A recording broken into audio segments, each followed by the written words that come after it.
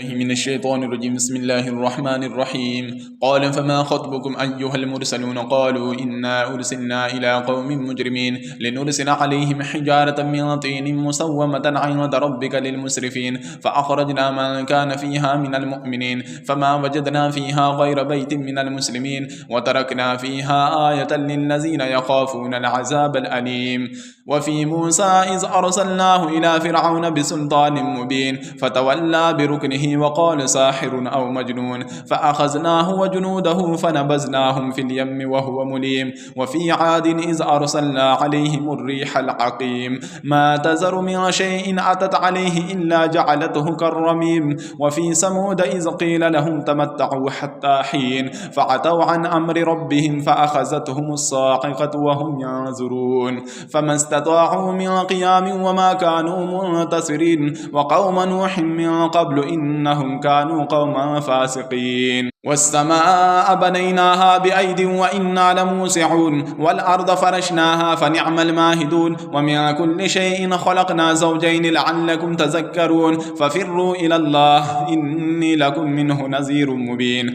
ولا تجعلوا مع الله إلها آخر إني لكم منه نذير مبين. كذلك ما أتى الذين من قبلهم من رسول إلا قالوا ساحر أو مجنون أتواصوا به بل هم قوم طاغون.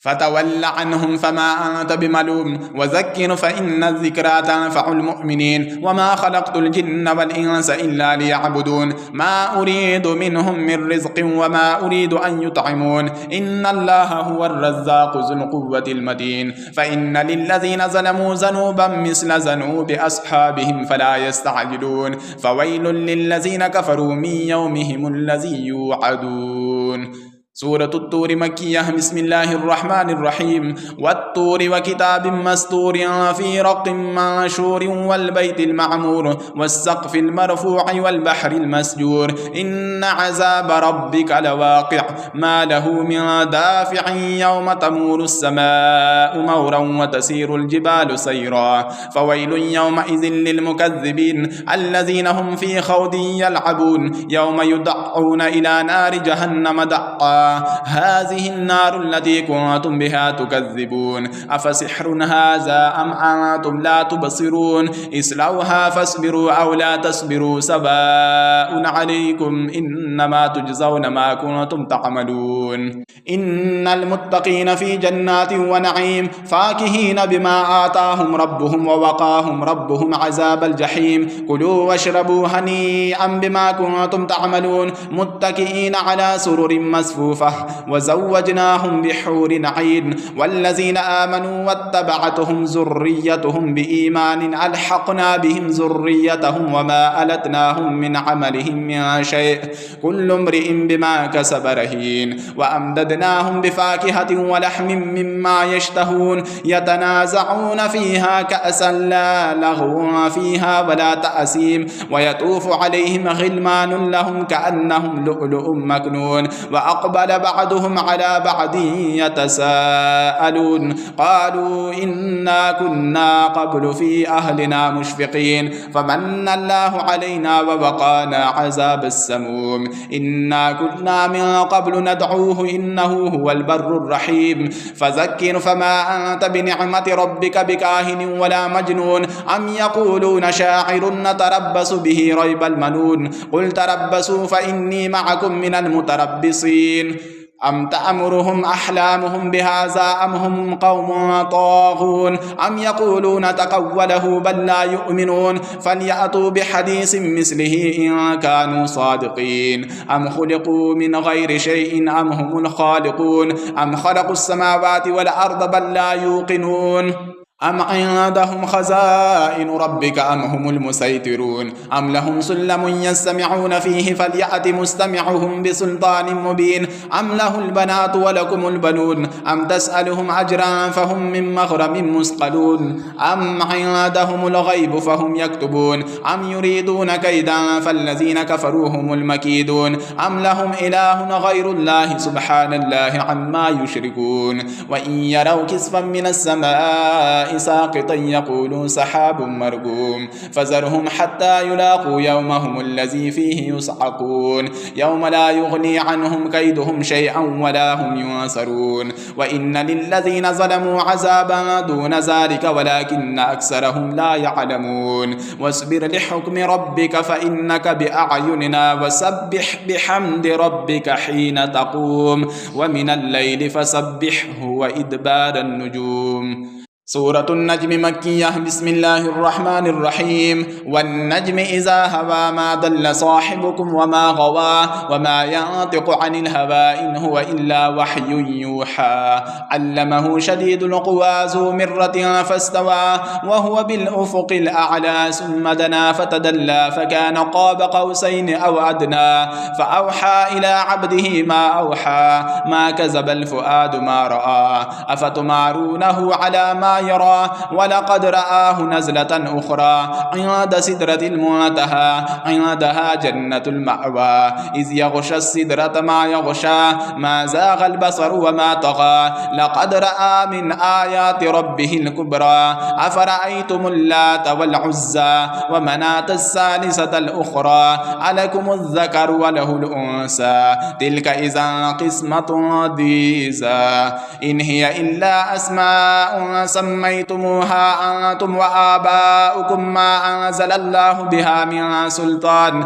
إن يتبعون إلا الظن وما تهوى الأنفس ولقد جاءهم من ربهم الهدى أم للإنسان ما تمنى فلله الآخرة والأولى وكم من ملك في السماوات لا تغني شفاعتهم شيئا إلا من بعد أن يأذن الله لمن يشاء ويرضى إن الذين لا يؤمنون بالآخرة ليسمون الملائكة تسمية الأنثى وما لهم به من علم إن يتبعون إلا الظن وإن الظن لا يغني من الحق شيئا فأعرض عما تولى عن ذكرنا ولم يرد إلا الحياة الدنيا ذلك مبلغهم من العلم إن ربك هو أعلم بما دل عن سبيله وهو أعلم بمن اهتدى ولله ما في السماوات وما في الأرض ليجزي الذين أساءوا بما عملوا ويجزي الذين أحسنوا بالحسنى الذين يجتنبون كبائر الإثم والفواحش إلا اللمم إن ربك واسع المغفرة هو أعلم بكم إذ أنشأكم من الأرض وإذ أنتم أجنة في بطون أمهاتكم فلا تزكوا أنفسكم هو أعلم بمن اتقى أفرأيت الذي تولى وأعطى قليلا وأكدى أعنده علم الغيب فهو يرى أم لم ينبأ بما في صحف موسى وإبراهيم الذي وفى ألا تزر وازرة وزر أخرى وأن ليس للإنسان إلا ما سعى وأن سعيه سوف يرى ثم يجزاه الجزاء الأوفى وأن إلى ربك المنتهى وأنه هو أضحك وأبكى وأنه هو أمات وأحيا وأنه خلق الزوجين الذكر والأنثى من نطفة إذا تمنى وأن عليه النشأة الأخرى وأنه هو أغنى وأقنى وأنه هو رب الشعرى وأنه أهلك عادا الأولى وثمود فما أبقى وقوم نوح من قبل إنهم كانوا هم أظلم وأطغى والمؤتفكة أهوى فغشاها ما غشا فبأي آلاء ربك تتمارى هذا نذير من النذر الأولى أزفت الآزفة ليس لها من دون الله كاشفة أفمن هذا الحديث تعجبون وتضحكون ولا تبكون وأنتم سامدون فاسجدوا لله واعبدوه. سورة القمر مكية. بسم الله الرحمن الرحيم. اقتربت الساعة وانشق القمر وإن يروا آية يعرضوا ويقولوا سحر مستمر وكذبوا واتبعوا أهواءهم وكل أمر مستقر ولقد جاءهم من الأنباء ما فيه مزدجر حكمة بالغة فما تغني النذر فتول عنهم يوم يدعو الداعي إلى شيء نكر خشعا أبصارهم يخرجون من الأجداث كأنهم جراد منتشر مهطعين إلى الداعي يقول الكافرون هذا يوم عسير كذبت قبلهم قوم نوح فكذبوا عبدنا وقالوا مجنون وازدجر فدعا ربه أني مغلوب فانتصر ففتحنا أبواب السماء بماء منهمر وفجرنا الأرض عيونا فالتقى الماء على أمر قد قدر وحملناه على ذات ألواح ودسر تجري بأعين جزاء لمن كان كفر ولقد تركناها آية فهل من مدكر فكيف كان عذابي ونذر ولقد يسرنا القرآن للذكر فهل من مدكر كذبت عاد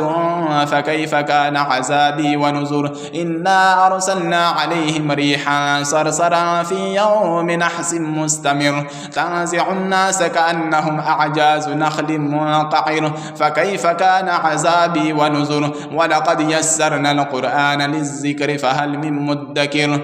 كذبت ثمود بالنذر فقالوا أبشرا منا واحدا نتبعه إنا إذا لفي ضلال وسعر ألقي الذكر عليه من بيننا بل هو كذاب أشر سيعلمون غدا من الكذاب الأشر إنا مرسل الناقة فتنة لهم فارتقبهم واستبر ونبئهم أن الماء قسمة بينهم كل شرب محتضر فنادوا صاحبهم فتعاطى فعقر فكيف كان عذابي ونذر إنا أرسلنا عليهم صيحة واحدة فكانوا كهشيم المحتضر ولقد يسرنا القرآن للذكر فهل من مدكر كذبت قوم لوط بالنذر إنا أرسلنا عليهم حاسبا إلا آل لوط نجيناهم بسحر نعمة من عندنا كذلك نجزي من شكر ولقد أنذرهم بطشتنا فتماروا بالنذر ولقد راودوه عن ضيفه فطمسنا أعينهم فذوقوا عذابي ونذر ولقد صبحهم بكرة عذاب مستقر فذوقوا عذابي ونذر ولقد يسرنا القرآن للذكر فهل من مدكر ولقد جاء آل فرعون النذر كذبوا بآياتنا كلها فأخذناهم أخذ عزيز مقتدر أكفاركم خير من أولئكم أم لكم براءة في الزبر أم يقولون نحن جميع منتصر سيهزم الجمع ويولون الدبر بل الساعة موعدهم والساعة أدهى وأمر إن المجرمين في ضلال وسعر يوم يسحبون في النار على وجوههم ذوقوا مس سقر إنا كل شيء خلقناه بقدر وما أمرنا إلا واحدة كلمح بالبصر ولقد أهلكنا أشياعكم فهل من مدكر وكل شيء فعلوه في الزبر وكل صغير وكبير مستطر إن المتقين في جنات ونهر في مقعد صدق عند مليك مقتدر سورة الرحمن مدنية بسم الله الرحمن الرحيم الرحمن علم القرآن خلق الإنسان علمه البيان الشمس والقمر بحسبان والنجم والشجر يسجدان والسماء رفعها ووضع الميزان ألا تطغوا في الميزان وأقيموا الوزن بالقسط ولا تخسروا الميزان والأرض وضعها للأنام فيها فاكهة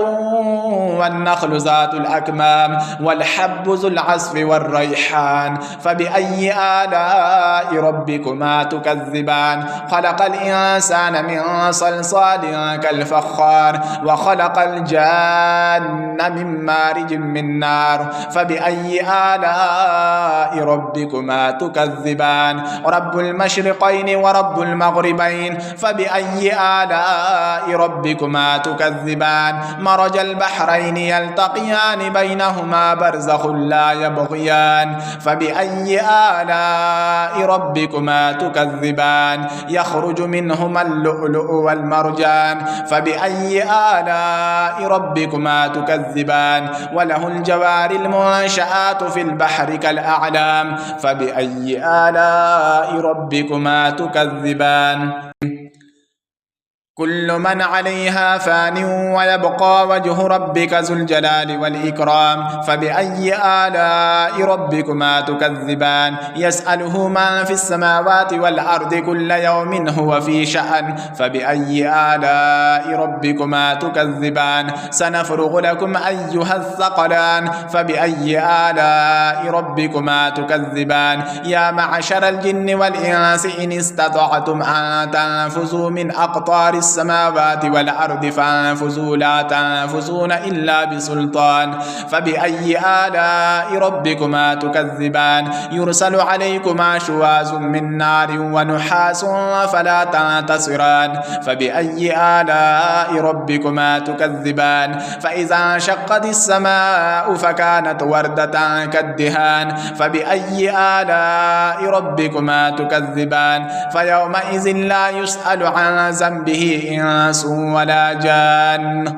فبأي آلاء ربكما تكذبان يعرف المجرمون بسيماهم فيؤخذ بالنواسي والأقدام فبأي آلاء ربكما تكذبان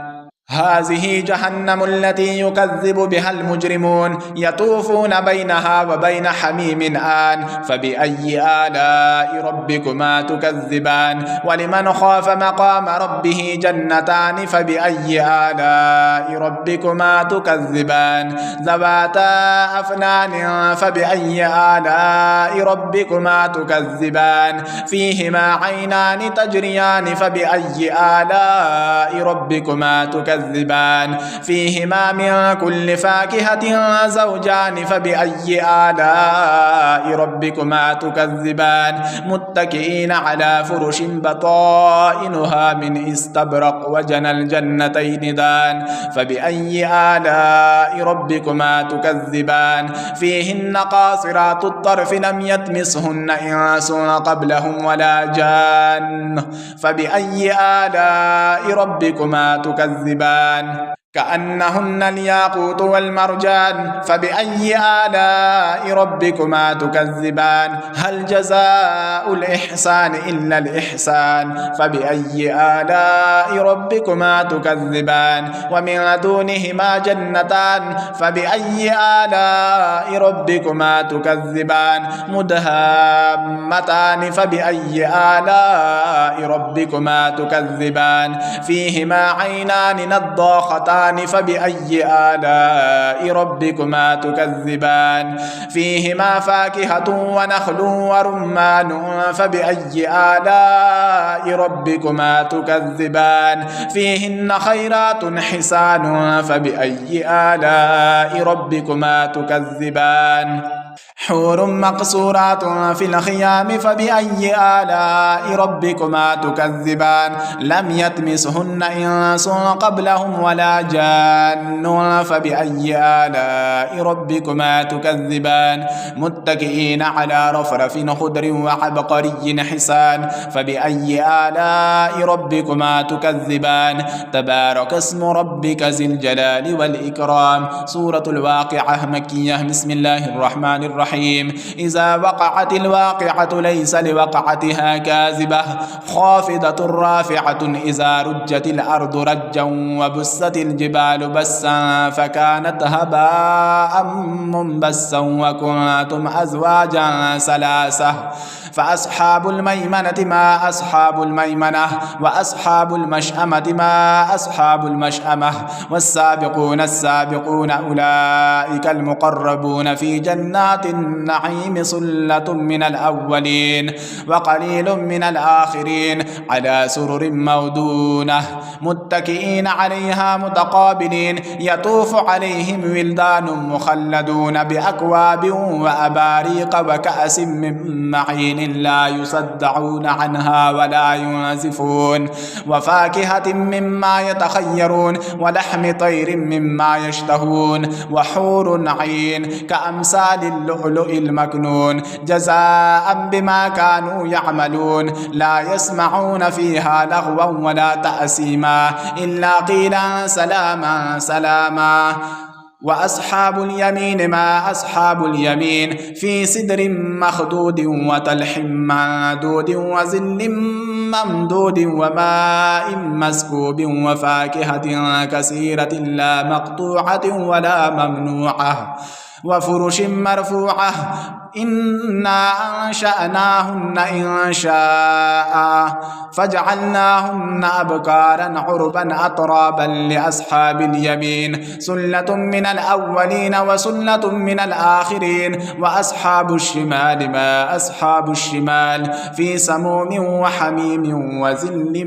من يحموم لا بارد ولا كريم إنهم كانوا قبل ذلك مترفين وكانوا يصرون على الحنث العظيم وكانوا يقولون أإذا متنا وكنا ترابا وعظاما أإنا لمبعوثون أو آباؤنا الأولون قل إن الأولين والآخرين لمجموعون إلى ميقات يوم معلوم ثم إنكم أيها الضالون المكذبون لآكلون من شجر من زقوم فمالئون منها البطون فشاربون عليه من الحميم فشاربون شرب الهيم هذا نزلهم يوم الدين نحن خلقناكم فلولا تصدقون أفرأيتم ما تمنون أأنتم تخلقونه أم نحن الخالقون نحن قدرنا بينكم الموت وما نحن بمسبوقين على أن نبدل أمثالكم وننشئكم فيما لا تعلمون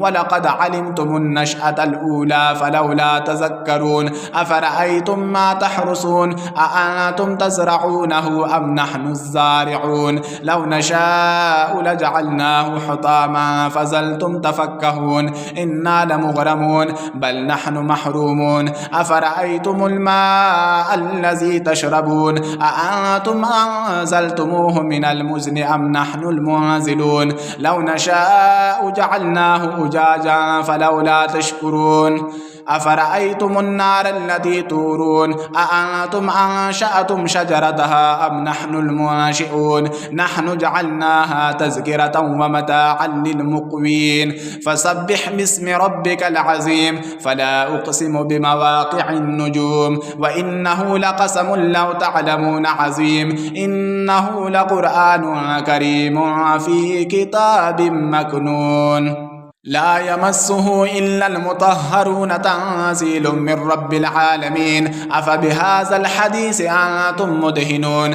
وتجعلون رزقكم أنكم تكذبون فلولا إذا بلغت الحلقوم وأنتم حينئذ تنظرون ونحن أقرب إليه منكم ولكن لا تبصرون فلولا إن كنتم غير مدينين ترجعونها إن كنتم صادقين فأما إن كان من المقربين فروح وريحان وجنة نعيم وأما إن كان من أصحاب اليمين فسلام لك من أصحاب اليمين وأما إن كان من المكذبين الضالين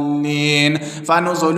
من حميم وتسلية جحيم إن هذا لهو الحق اليقين فسبح باسم ربك العظيم صدق الله العظيم. أعوذ بالله من الشيطان الرجيم. سورة الحديد مدنية. بسم الله الرحمن الرحيم. سبح لله ما في السماوات والأرض وهو العزيز الحكيم له ملك السماوات والأرض يحيي ويميت وهو على كل شيء قدير هو الأول والآخر والظاهر والباطن وهو بكل شيء عليم هو الذي خلق السماوات والأرض في 6 أيام ثم استوى على العرش يعلم ما يلج في الأرض وما يخرج منها وما ينزل من السماء وما يعرج فيها وهو معكم أينما كنتم والله بما تعملون بصير له ملك السماوات والأرض وإلى الله ترجع الأمور يولج الليل في النهار ويولج النهار في الليل وهو عليم بذات الصدور آمنوا بالله ورسوله وأنفقوا مما جعلكم مستخلفين فيه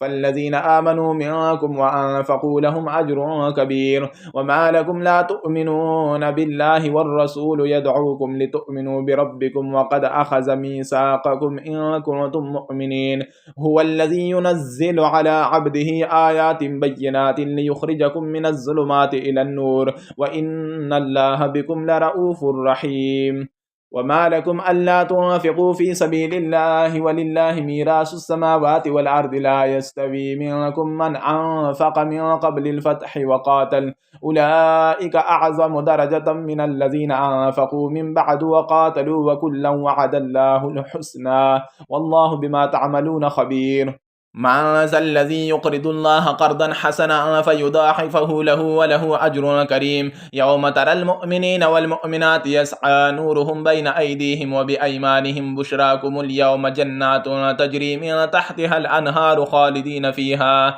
ذلك هو الفوز العظيم يوم يقول المنافقون والمنافقات للذين آمنوا انظرونا نقتبس من نوركم قيل ارجعوا وراءكم فالتمسوا نورا فضرب بينهم بسور له باب باطنه فيه الرحمة وظاهره من قبله العذاب ينادونهم ألم نكن معكم قالوا بلى ولكنكم فتنتم أنفسكم وتربستم وارتبتم وغرتكم الأماني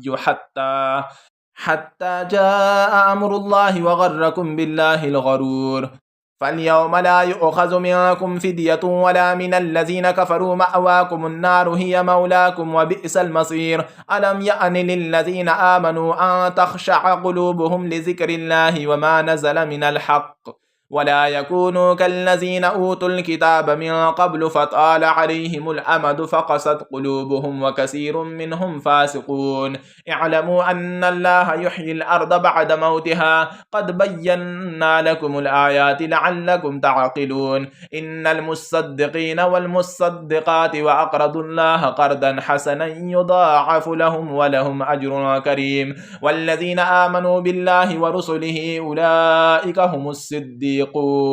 والشهداء عند ربهم لهم أجرهم ونورهم والذين كفروا وكذبوا بآياتنا أولئك أصحاب الجحيم اعلموا أنما الحياة الدنيا لعب ولهو وزينة وتفاخر بينكم وتكاثر في الأموال والأولاد كمثل غيث أعجب الكفار نباته ثم يهيج فتراه مصفرا ثم يكون حطاما وفي الآخرة عذاب شديد ومغفرة من الله ورضوان وما الحياة الدنيا إلا متاع الغرور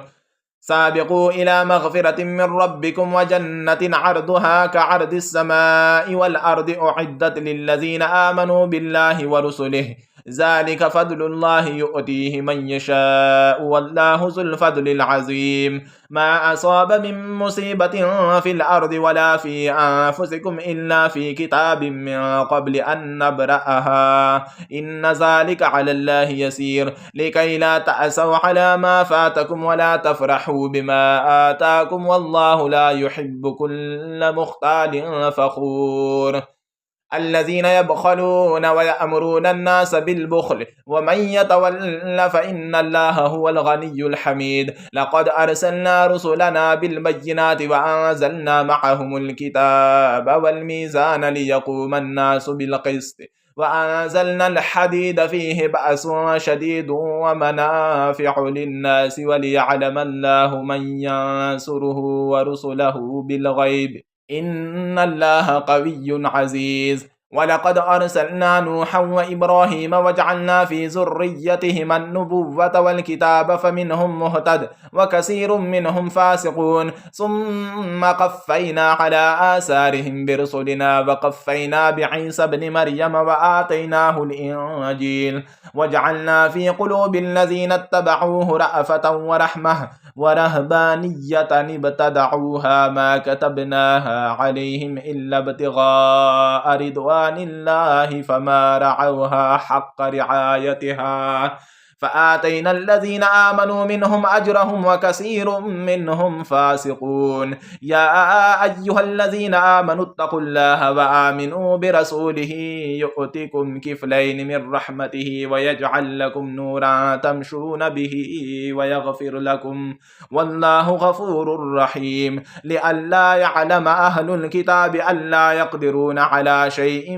من فضل الله وأن الفضل